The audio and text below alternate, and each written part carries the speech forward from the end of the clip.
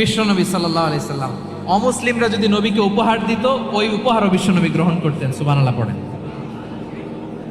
আপনার অমুসলিম বন্ধু যদি উপহার দেয়, সেটাও আপনি নিতে পারবেন, যেটা নেওয়া যায়। কিন্তু আপনার বন্ধু যদি আপনার মদের বোতল দেয়, নিতে পারবেন? হ্যাঁ, মদের বোতল দিলে পারবেন। আপনার বন্ধু যদি আপনার পর্ক দেয়, পর্ক, শুকরের গোশত মিশ্রিত কোনো খাবার, ওটা নিতে পারবেন না। হালাল যে কোনো জিনিস নিতে পারবেন।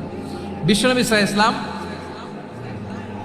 অমুসলিমদের দেয়া হাদিয়া গ্রহণ করতেন। কেমন নবী ছিলেন? আমার নবীরে চিনে নেন, আমার নবীর অ্যাটিটিউড জেনে নেন। বিশ্বনবী সাল্লাল্লাহু আলাইহি ওয়াসাল্লাম যখন কোনো জনপদে যেতেন, 3টা অপশন নিয়ে যেতেন। প্রিয় ভাইয়ের, আওয়াজ করে বলতে হবে, কোনো জনপদে গেলে আমার নবীর অপশন থাকতো কয়টা? আমার মতো 3 আঙ্গুল উঁচু করে দেখান আর বলুন, আমার নবী কোনো জনপদে গেলে কয়টা অপশন নিয়ে যেতেন? 1 নাম্বার অপশন, আসলিম তাসলাম। নতুন এলাকায় গেলে বলতেন আসলিম তাসলাম, ইসলাম ধর্ম গ্রহণ করো, শান্তিতে থাকবা, আমার ভাই হয়ে যাবো, আমরা ভাই ভাই। ইসলাম মানো, আমরা ভাই ভাই। অপশন নাম্বার কত? 1। যদি বলে না ইসলাম মানবো না, ওকে, অপশন নাম্বার 2, মুসলিম হওয়ার দরকার নাই, লা ইকরাহা ফিদ্দিন, ইসলামে কোনো বাড়াবাড়ি নাই।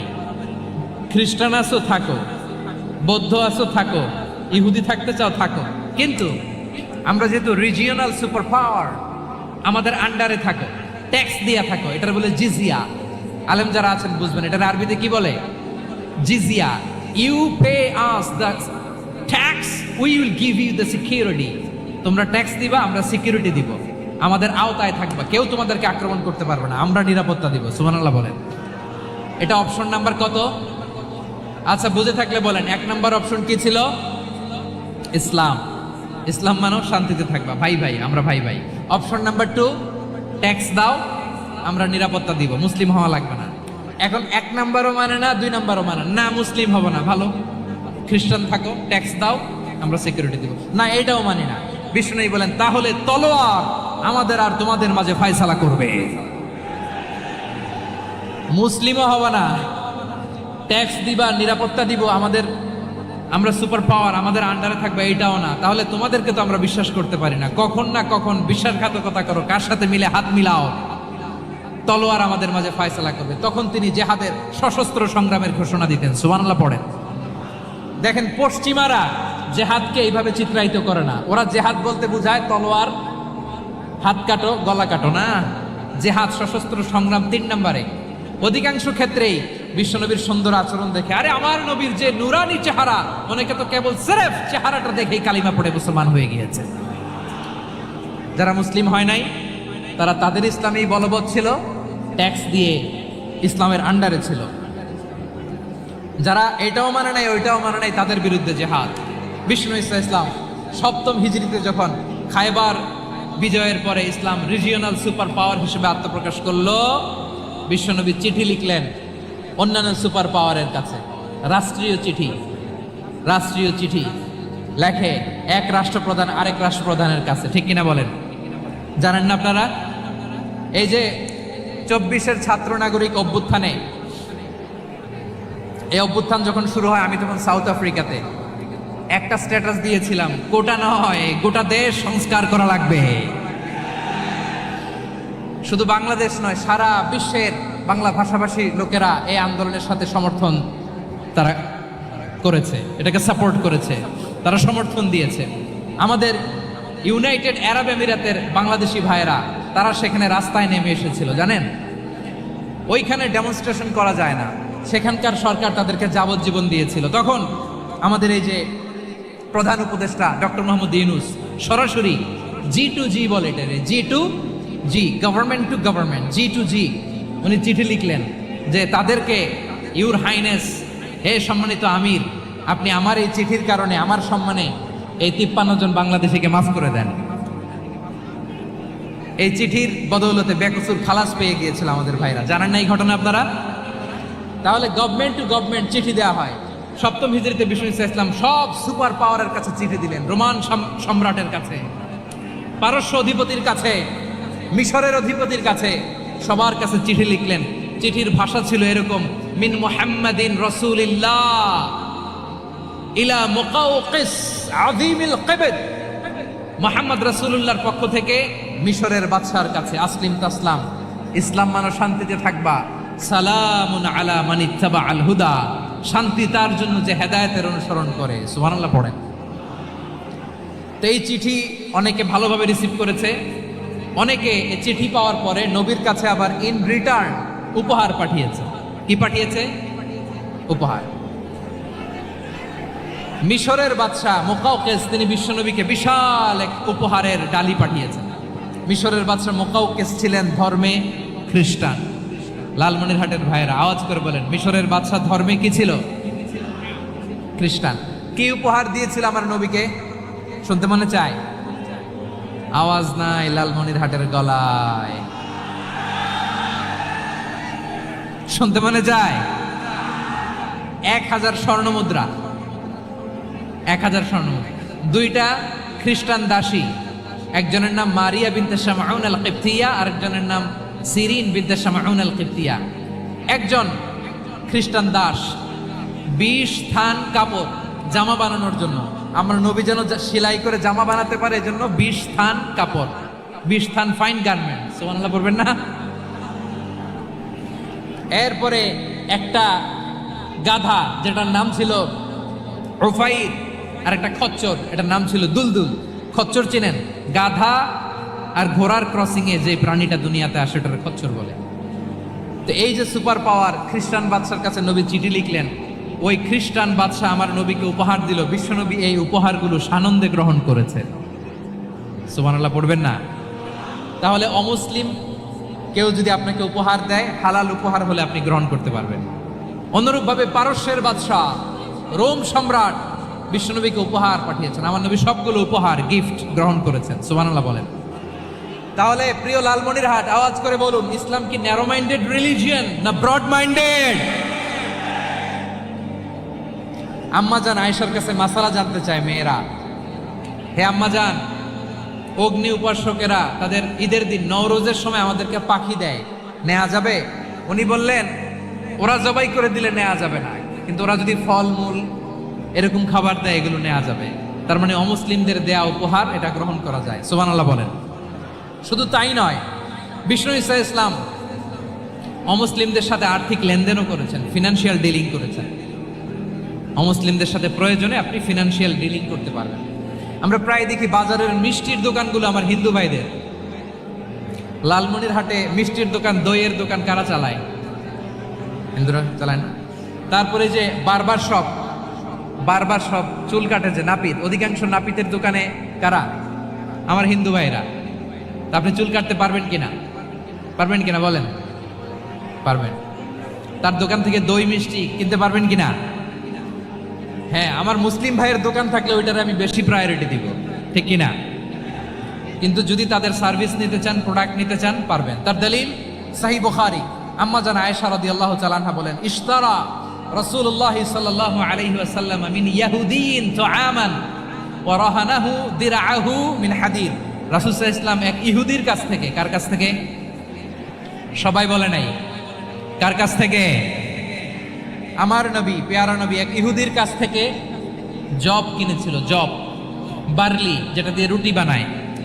ওই জবের দাম দেওয়ার টাকা পয়সা নবীর কাছে ছিল না। ফলে নবী ওনার একটা পোশাককে মর্গেজ রেখেছিলেন, মর্গেজ, বন্ধক, যে এখন এটার দাম দিতে পারবো না, কয়েক কেজি বার্লি নিয়ে যাই আর বন্ধক হিসেবে আমার জামাটা রেখে গেলাম, যেদিন দাম দিব ওই দিন জামাটা ছুটাই নিয়ে যাব। সুবহানাল্লাহ পড়বেন না? বাকিতে দিছিলেন, বাকিতে। দিরআহু মিন হাদিদ, লোহার তৈরি বর্ম, মানে যুদ্ধের পোশাক, লোহা দিয়ে বানানো।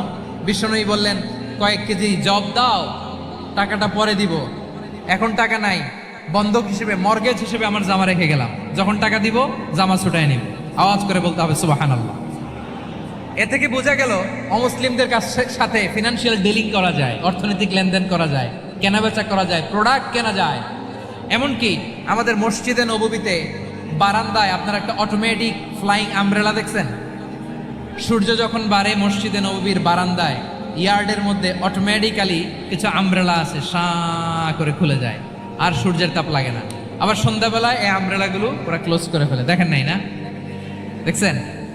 এই মসজিদে নববীকে সর্বোচ্চ উন্নত মানের কনস্ট্রাকশন ইনফ্রাস্ট্রাকচার ডেভেলপ করার জন্য কর্তৃপক্ষ কিছু অমুসলিম ইঞ্জিনিয়ারের ডিজাইনারের সহায়তা নিয়েছিল। সুবহানাল্লাহ বলেন। কোন দলিলের ভিত্তিতে? এই দলিলের ভিত্তিতে যে বিষ্ণু ঈসা ইসলাম অমুসলিমদের সাথেও লেনদেন করেছেন। আওয়াজ করে বলতে হবে আল্লাহু আকবার। শুধু তাই নয়, ইন কেস অফ ইমার্জেন্সি, প্রয়োজনে ইসলামের খাতিরে ইসলামকে সামনের দিকে এগিয়ে নিয়ে যাওয়ার জন্য অমুসলিমদের সাপোর্ট নেওয়া জায়েজ আছে। সুবহানাল্লাহ বলেন। অমুসলিমদের সাপোর্ট নেয়া, তাদের থেকে অর্থ নেয়া, পলিটিক্যাল সাপোর্ট, পলিটিক্যাল অ্যাসাইলাম নেওয়া জায়েজ আছে। আমাদের অনেক বিশ্ববরেণ্য দায়ীরা আমেরিকায় অস্থায়ীভাবে অ্যাসাইলাম নিয়ে থাকে, নিজের দেশে গেলে ফাঁসিতে ঝুলাই দিবে। যুগ যুগ ধরে দায়ীদের উপর এরকম অত্যাচার আর নির্যাতন আছে না নাই? মিশরের অনেক দায়ীরা পাশ্চাত্যে যেয়ে থাকে, এই যে তারা পলিটিক্যাল অ্যাসাইলাম নিয়ে থাকে, রাজনৈতিক আশ্রয়, এটা জায়েজ আছে না? এটা যে জায়েজ আছে তার প্রমাণ স্বয়ং বিশ্বনবী সাল্লাল্লাহু আলাইহি ওয়াসাল্লাম পলিটিক্যাল সাপোর্ট নিয়েছিলেন অমুসলিমদের কাছ থেকে। সুবহানাল্লাহ বলেন। খুব মজাদার একটা ঘটনা, শুনবেন। আপনাদের আগ্রহ দেখে তো মনে হয় না শোনার ইচ্ছা আছে। আছে আছে, গলায় জোর আছে। লিল্লাহি তাকবীর, লিল্লাহি তাকবীর, নারে তাকবীর। মাশাআল্লাহ।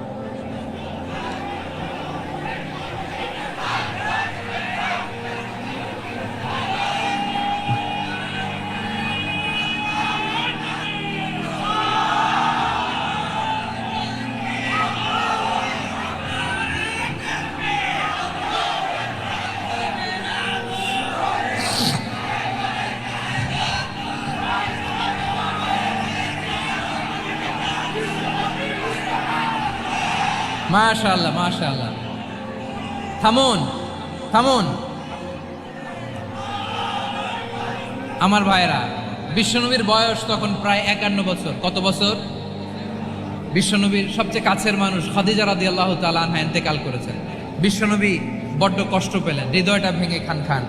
যিনি ঘরের ভেতরে বিশ্বনবীকে সান্ত্বনা দিতেন, ভালোবাসা দিতেন, বাইরে গেলে কুরাইশরা বকাঝকা করে, অত্যাচার করে, কিন্তু আম্মাজান খাদিজা রাদিয়াল্লাহু তাআলা আনহা ঘরটারে এমন শান্তির নীড় বানায় রেখেছেন, এই ঘরের ভিতরে ঢুকলে বিশ্বনবীর কলিজাটা ঠান্ডা হয়ে যেত। এজন্য রব্বুল আলামিন বলেন, খাদিজা, ও আমার বান্দি খাদিজা, জান্নাতে এমন স্পেশাল একটা ঘর আমি তোমার জন্য রেডি করে রেখেছি। ওই ঘরের মধ্যে কোনো আওয়াজ নাই, ওই ঘরের মধ্যে কোনো নয়েজ নাই, ওই ঘরে কোনো বিশৃঙ্খলা নাই। কারণ মক্কার জমিনে আমার নবী কুরাইশদের বিশৃঙ্খলা, নয়েজ আর ঝামেলাগুলোকে উপেক্ষা করে যখন তোমার ঘরের ভিতরে ঢুকতো, ঘরটারে তুমি শান্তির নীড়, ঠান্ডা, নীরব, নিস্তব্ধ, নিঝুম আর শান্তির নীড় বানিয়ে রেখেছ। এজন্য জান্নাতে স্পেশাল একটা শান্তির নীড় আমি তোমারে উপহার দেব। ওই প্রিয়তমা স্ত্রী খাদিজা ইন্তেকাল করলেন, বিশ্বনবীর হৃদয় ভেঙে খান খান। আবার ওনার চাচা আবু তালেব ইন্তেকাল করলেন, যিনি পলিটিক্যাল শেল্টার দিতেন নবীকে। কে দিতেন?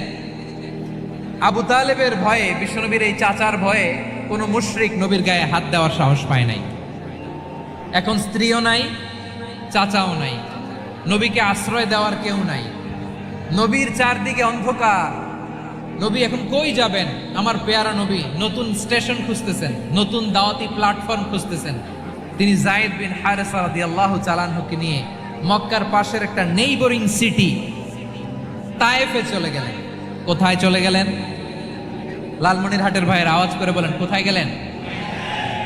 তায়েফে চলে গেলেন দিনের দাওয়াত দেওয়ার জন্য। কি দেওয়ার জন্য? নাকি জমি কিনতে গেছিলেন? জমি কিনতে, দুনিয়ার যশ খ্যাতির জন্য, নিজের কোনো লাভের জন্য?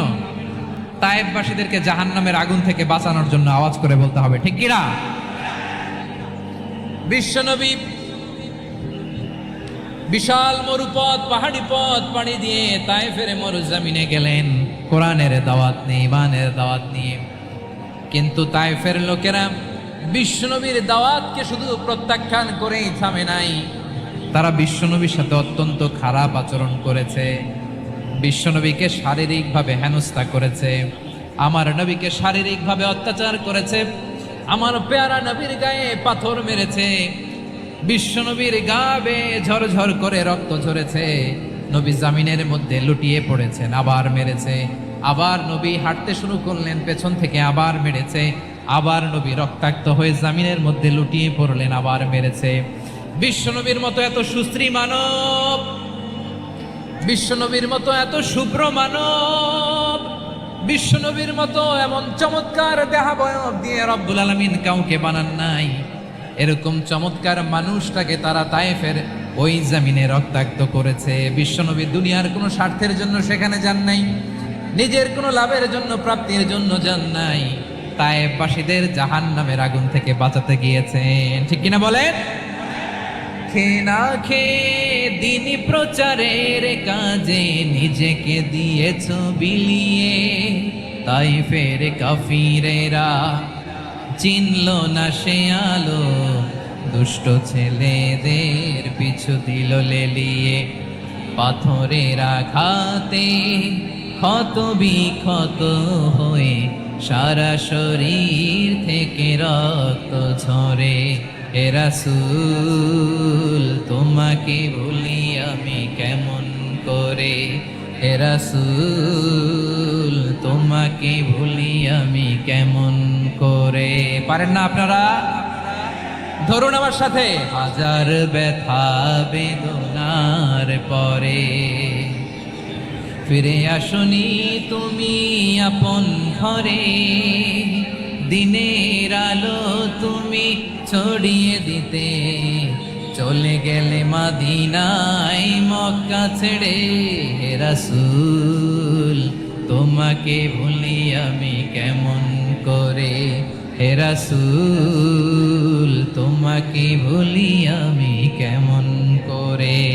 ঠিক কিনা বলে? প্রিয় ভাইরা, তায়েফের ছেলেরা নবীকে রক্তাক্ত করল।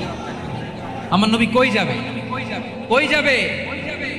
মক্কায় জায়গা নাই, তায়েফে জায়গা নাই। তায়েফ থেকে ভারাক্রান্ত মন নিয়ে আমার নবী মক্কায় ফিরে আসলেন। বিশ্ব নবী মক্কায় ঢুকতে পারেন না। মক্কার মরুভূমির দিকে তাকিয়ে, উপত্যকার দিকে তাকিয়ে বিশ্বনবী ধা ধা করে কাঁদেন, ঝরঝর করে। নবীর চেহারা মোবারক থেকে চোখের পানিগুলো বেয়ে বেয়ে পড়ে। আমার জন্মস্থান, আমার শৈশব, কৈশোর, যৌবন কেটেছে এই মক্কায়, আমার এলাকায় আমি ঢুকতে পারি না। বিশ্বনবী মক্কার অনতি দূরে দাঁড়িয়ে জায়েদকে পাঠালেন, জায়েদ যাও দেখো কেউ আমাকে সাপোর্ট করার মতো আছে কিনা, যাও অমুকের কাছে যাও। জায়েদ গেলেন, তারাও প্রত্যাখ্যান করে ফিরিয়ে দেয়। বিশ্বনবী বললেন যাও অমুক লোকের কাছে যাও, তিনিও প্রত্যাখ্যান করে ফিরিয়ে দিলেন। কেউ বিশ্বনবীকে আশ্রয় দিতে রাজি হয় না। নিজ জন্মভূমিতে বিতাড়িত বিশ্বনবী, সর্বশেষ বিশ্বনবী বললেন যাও মুতঈম ইবনে আদির ঘরে যাও। মুতঈম ইবনে আদি মুশরিক, তার কাছে যাও। গেলেন, মুতঈম ইবনে আদি রাজি হয়ে গেল। সুবহানাল্লাহ বলেন। দেখেন, অনেক বিপদের সময়ও আমি নিজে সাক্ষী, সামাজিকভাবে, রাজনৈতিকভাবে কত ঝঞ্ঝা, কত ষড়যন্ত্র, কত কনস্পাইরেসি পাড়ি দিয়ে আমাদেরকে সামনে এগিয়ে যেতে হয়। এই শত্রুদের ভেতরেও একজনকে দাঁড় করিয়ে দেয় যে আল্লাহর কোরআনের জন্য রেডি হয়ে যায়। পড়েন সুবহানাল্লাহ। মুতঈম ইবনে আদি, আল্লাহ তার মনকে নরম করে দিলেন। মুতঈম বলে, মুহাম্মদ আমি তোমাকে আশ্রয় দিব। তার দুই ছেলেকে পাঠালেন, যাও খোলা তলোয়ার নিয়ে, স্কট দিয়ে, গার্ড অফ অনার দিয়ে মুহাম্মদকে মক্কায় ঢুকাও, আর বলো আমি আমান দেব। আমান কি দিব? আমান মানে সিকিউরিটি, নিরাপত্তা। সিকিউরিটি ছাড়া, আমান দেওয়া ছাড়া কেউ থাকতে পারতো না মক্কায়। দুই ছেলে বিষ্ণু ইসা ইসলামকে নিয়ে আসলো। নবী কাবার চারদিকে তাওয়াফ করলেন, নামাজ পড়লেন। আবু জাহেল, উতবা, সাইবা, ওয়ালিদ ইবনে মুগীরা সবাই দেখে, কেউ কিছু করতে পারে না। কারণ মুতঈম ইবনে আদি ঘোষণা দিয়েছেন আমি মুহাম্মদকে আমান দিয়েছি, মুহাম্মদের গায়ে যেন কেউ স্পর্শ না করে। আওয়াজ করে পড়েন সুবহানাল্লাহ। নবীর এই বিপদ কালে মুহূর্তে মুতঈমের হৃদয়টারে নরম করে দিল কে? আচ্ছা, লালমনির হাটের ভাইয়েরা বলেন, এই মুতঈম কি মুসলিম ছিল না মুশরিক? সবাই বলতে হবে মুসলিম না মুশরিক? তাহলে মুশরিকের কাছ থেকে নবী পলিটিক্যাল অ্যাসাইলাম, আধুনিক রাষ্ট্রবিজ্ঞানের ভাষায় পলিটিক্যাল অ্যাসাইলাম, যেটাকে বলে রাজনৈতিক আশ্রয়, ওনার আমান বা নিরাপত্তার এই ঘোষণায় তিনি মক্কায় ঢুকলেন। যতদিন নিরাপত্তা ছিল ছিলেন, মোতেম যখন মারা গেল, বিষ্ণু ইসলাম হিজরত করে মদিনায় চলে গেলেন, সুবহানাল্লাহ। কিন্তু মোতেম যে বিশ্বনবীর উপকার করছে এটা বিশ্বনবী ভুলে নাই। আমাদের অনেকে আছে উপকার করার পরে আর খেয়াল থাকে না, খাওয়ার পরে গলা দিয়ে নামলে আর খেয়াল থাকে না, এরকম আছে না নাই? আমার নবী ভুলে নাই। বদরের প্রান্তরে 70 জন কাফেরকে যখন বন্দি করে বিশ্বনবীর সামনে হাঁটু গেড়ে দাঁড় করানো হলো, বসানো হলো, 70 জন কাফের। কয়জন? বিশ্বনবী তাদের দিকে তাকিয়ে বললেন, সহিহ বুখারীর বর্ণনা, লাউ কানাল মুতঈ ইবনে আদি হাইয়ান সুম্মা কাল্লামানি হাউলাই নাতনা লা তারাকতুহুম লাহু। বদরের প্রান্তরে 70 জন বন্দি কাফিরের দিকে তাকিয়ে আমার নবী বললেন, আজকে মুতঈম ইবনে আদি যদি বেঁচে থাকতো আর তোমাদের 70 জনের ব্যাপারে যদি মুতঈম এক বাক্যে একটা সুপারিশ করত, তার সম্মানে আজকে তোদের সবাইরে আমি মাফ করে দিতাম। সুবহানাল্লাহ নাই? ওই যে চিল্লাচিল্লি যে কথা বোঝে নাই, কোন জিনিস মিস করছে ওরা নিজেরাও বোঝে নাই। বিশ্বনবী মুতঈমের এই সাহায্যের কথা বলে নাই। 70 জন মুশরিক হাঁটু গেড়ে বসা, নবী চাইলে এখনই এক্সিকিউশন অর্ডার দিতে পারে। তিনি বললেন, আজকে যদি মুতঈম বেঁচে থাকতো আর মুতঈম যদি তোদের জন্য সুপারিশ করতে, এই আবর্জনাগুলোর ব্যাপারে সুপারিশ করতে, আমি মুহূর্তেই তোদেরকে এমনি মাফ করে দিতাম। এবার বলেন, ইসলাম কি ন্যারো মাইন্ডেড না ব্রড মাইন্ডেড? শুধু তাই নয়, যাকে যে সম্মান দেয়ার আমার নবী দিতেন, হোক আস্তিক হোক নাস্তিক, হোক মুসলিম হোক অমুসলিম। রোমান সম্রাটের কাছে বিশ্বনবী যখন চিঠি লিখলেন, মিন মুহাম্মদ রাসূলিল্লাহ ইলা হিরাকলা আযীমির রোম। মুহাম্মদের পক্ষ থেকে হিরাক্লিয়াসের কাছে, যিনি হচ্ছেন আযীমির রোম, এটা নবী নিজ থেকে বানায় লিখছেন অতিরিক্ত সম্মান দিয়ে। কোন রাষ্ট্রপ্রধান যখন আসে তাদেরকে আমরা কি বলি জানেন? তার নামের শেষে HE এটা লিখতে হয়, H.E. মানে হিজ এক্সেলেন্সি। কি লেখে? হিজ এক্সেলেন্সি, অথবা ইউর হাইনেস, ইউর ম্যাজেস্টি। দেখেন, বিশ্বনবী সাল্লাল্লাহু আলাইহি ওয়াসাল্লাম সব নবীদেরও নবী। তিনি একজন মুশরিক খ্রিস্টান সম্রাট, রোমান সম্রাটের কাছে চিঠি লিখতে যায়, লিখতেছে, ইলা হিরাকলা আযীমির রোম, হিরাক্লিয়াসের কাছে আমার চিঠি, যিনি রোমের আযীম, হিজ হাইনেস, মানে রোমের অনেক সম্মানিত এক বাহাদুর। আওয়াজ করে বলেন সুবহানাল্লাহ। তার মানে যাকে যে সম্মান দেয়ার এটা বিশ্বনবী দিতেন। এমনকি যেই ইহুদিরা ভালো ছিল, এই ইহুদিদেরও প্রশংসা করেছেন বিশ্বনবী মুহাম্মদুর রাসূলুল্লাহ সাল্লাল্লাহু আলাইহি ওয়াসাল্লাম। এক ইহুদির প্রশংসা করেছেন বিশ্বনবী। ইহুদির কার? কার? আমি তো আমার ভাইয়ের প্রশংসা করি না, আমি তো এক আলেম আরেক আলেমরে স্পেস দেই না, আমি তো এক দায়ী আরেক দায়ীর সাথে বসতে চাই না। আমার নবী ইহুদির প্রশংসা করে। কার প্রশংসা? ওই ইহুদির নাম ছিল মুখাইরিক। সিরাত গ্রন্থ ঘাটলে পাবেন। তিনি বলেছেন, মুখাইরিক খাইরু ইয়াহুদ, Mukhayriq is the best of the Jews. জুইশদের মধ্যে সে সবচেয়ে ভালো। কেন প্রশংসা করলেন তার? এর কারণ মদিনা চার্টারে কথা ছিল সব ধর্মের মুসলিম, মুশরিক, ইহুদিরা মিলে মদিনাকে রক্ষা করবে। কিন্তু 3য় হিজরিতে যখন উহুদের যুদ্ধ শুরু হলো, সবার কথা ছিল যেই আক্রমণ করে আমরা মদিনাকে বাঁচাবো। কোন শহরকে বাঁচাবো? মদিনাকে। কিন্তু কুরাইশরা যখন অ্যাটাক করলো, ইহুদিরা আর আসে না, ইহুদিরা আর বেরোয় না। বিষ্ণু বললেন, ওহে ইহুদিরা, তোমরা না চুক্তি করলে আমার সাথে যে মদিনা বাঁচাতে সবাই ঝাঁপিয়ে পড়বো, আসো। একটা ইহুদিও বেরোয় না, কেউ আসে নাই সেদিন, একজন ছাড়া। তার নাম মুখাইরেক। তার নাম কি? মুখাইরেক বাহাদুরের মতো ঘোড়সাওয়ার হয়ে বেরিয়ে গেলেন এবং বললেন, গোটা ইহুদি সাম্রাজ্যের একজনও যদি না আসে, আমি মুখাইরেককে কেউ ঘরে আটকে রাখতে পারবে না। বেরিয়ে আসলেন, এসে বললেন, আমি মুহাম্মদের পক্ষে যুদ্ধ করব। আমি মারা গেলে আমার সম্পদ আমার উত্তরাধিকারীরা পাবে না, আমার সম্পদ তোমরা মুহাম্মদকে দিয়ে দিবা। সুবহানাল্লাহ বলেন। উহুদের ময়দানে 70 জন মুসলমান শহীদ হলো। এই ইহুদি, সেও মুসলমানের পক্ষে যুদ্ধ করে নিহত হলো। সুবহানাল্লাহ বলেন।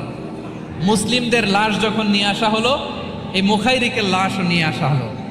মুসলিমদের লাশের পাশে মুখাইরিকের লাশ দেখে বিশ্বনবী মুখাইরিকের প্রতি অনেক খুশি হলেন।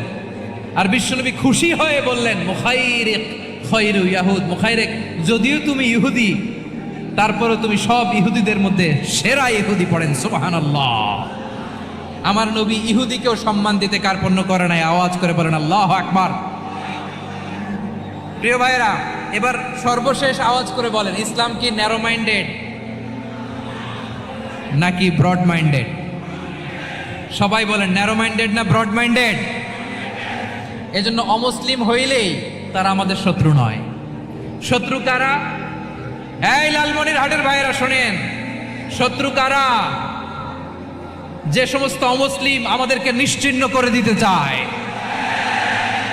যে সমস্ত অমুসলিম আমাদের ভূখণ্ড থেকে আমাদেরকে তাড়িয়ে দিতে চায়, যে সমস্ত অমুসলিম আমার ধর্ম নিয়ে তুচ্ছতাচ্ছিল্য করে চিল্লায় বলেন ঠিক কিনা, তারা আমাদের শত্রু। সাধারণ অমুসলিমরা আমার শত্রু নয়। এই যে হিন্দুরা থাকে এরা আমার ভাই, বৌদ্ধরা আমার ভাই, খ্রিস্টানরা আমার ভাই, ইহুদিরা আমার ভাই। তারা দিনই ভাই নয়, তারা মায়ের পেটের ভাই নয়, তারা মানবিক দিক থেকে ভাই। ও মানুষ, আমিও মানুষ। ইসলাম মানুষকে সম্মান করে, চিল্লায় বলো ঠিক কিনা। যারা আমাদের অস্তিত্বকে নিশ্চিহ্ন করতে চায়, যারা আমাদের ভূখণ্ডকে দখল করতে চায়, যারা আমাদেরকে নিয়ে মকারি করে, ফান করে, টিটকারি করে, আমার ধর্ম নিয়ে খেলা করে, তাচ্ছিল্য করে, ওদের বিরুদ্ধে আমাদের জিহাদ। সাধারণ মুসলিম আমাদের শত্রু নয়। আপনি জানেন নিউ ইয়র্কে, আমি তো নিউ ইয়র্কে ছিলাম অনেকদিন, ওখানে ফিলিস্তিনিদের পক্ষে যখন আমরা মিছিল করেছি, অনেক ইহুদি আমাদের সাথে মিছিলে দাঁড়িয়েছে। কারণ ওরাও জানে এই ভূখণ্ড ফিলিস্তিনিদের ভূখণ্ড। আওয়াজ করে বলো লালমনিরহাট ঠিক কিনা। ইসরায়েলের রাজধানী খোদ তেল আবিবে অনেক ইহুদিরা বেঞ্জামিন নেতানিয়াহু তার বিরুদ্ধে মিছিল করেছে। তো তারা কি আমাদের শত্রু? না। অনেক খ্রিস্টান আমাদের সাথে, আমাদের স্বার্থ রক্ষায় আমাদের পাশে দাঁড়িয়েছে। খেয়াল রাখবেন, হিন্দু আর হিন্দুত্ববাদ এক নয়, ইহুদি ধর্ম আর জায়নিজম এক নয়। জায়নিজমের বিরুদ্ধে আমাদের সংগ্রাম, আমাদের জেহাদ, চিল্লায় বলেন ঠিক কিনা। এই যে ফিলিস্তিনের ভাইরা, তারা তাদের স্বাধীনতা সংগ্রামের জন্য লড়াই করছে, করে যাচ্ছে, আমরা এটাকে সমর্থন জানাই, চিল্লায় বলো ঠিক কিনা। কাশ্মীরের ভাইরা স্বাধীনতার জন্য সংগ্রাম করছে, আমরা সেই সংগ্রামকে সমর্থন জানাই, আওয়াজ করে বলো ঠিক কিনা। যারাই আমাদের ইসলামকে নিশ্চিহ্ন করতে চায় তাদের বিরুদ্ধে আমাদের সংগ্রাম, আওয়াজ করে বলতে হবে ঠিক কিনা। ওই সমস্ত দুর্বৃত্তদের সাথে আমাদের কোনো সম্পর্ক নাই। আমরা যদি ঐক্যবদ্ধ থাকতে পারি, ওই দুর্বৃত্তরা চান্স পাবে না। আমরা ঐক্যবদ্ধ থাকতে রাজি আছি। লালমনিরহাটের ভাইয়েরা, আমরা ঐক্যবদ্ধ থাকলে ওই দুর্বৃত্তদের কালো হাত ভেঙে দিতে আমাদের সময় লাগবে না। তাদের কালো হাত ভেঙে দিতে রাজি আছে মুসলমান? কারা কারা রাজি? তো হাত তুলে দেখাও।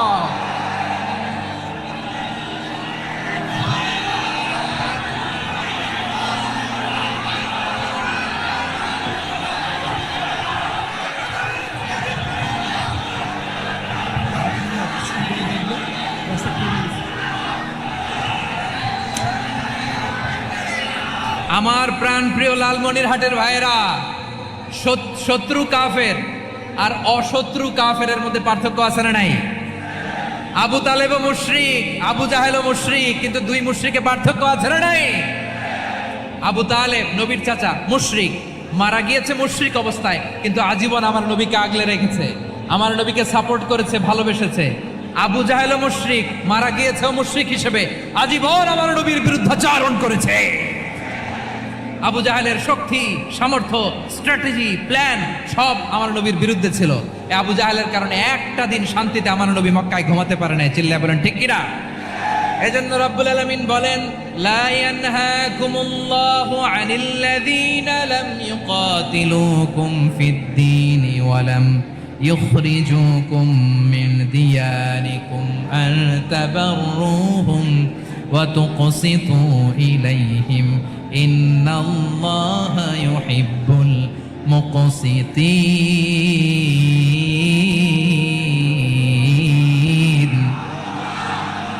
আল্লাহ বলে, গোলামেরা শোনো শোনো, যে সমস্ত অমুসলিম তোমাদের সাথে ধর্মযুদ্ধে লিপ্ত হয় না, তোমাদের বিরুদ্ধে যে সমস্ত অমুসলিম অস্ত্র ধরে না, যে সমস্ত অমুসলিম তোমাদেরকে তোমাদের জন্মস্থান থেকে, ভূখণ্ড থেকে তাড়িয়ে দেয় না, তাদের সাথে ভালো আচরণ করতে আমি আল্লাহ নিষেধ করি নাই।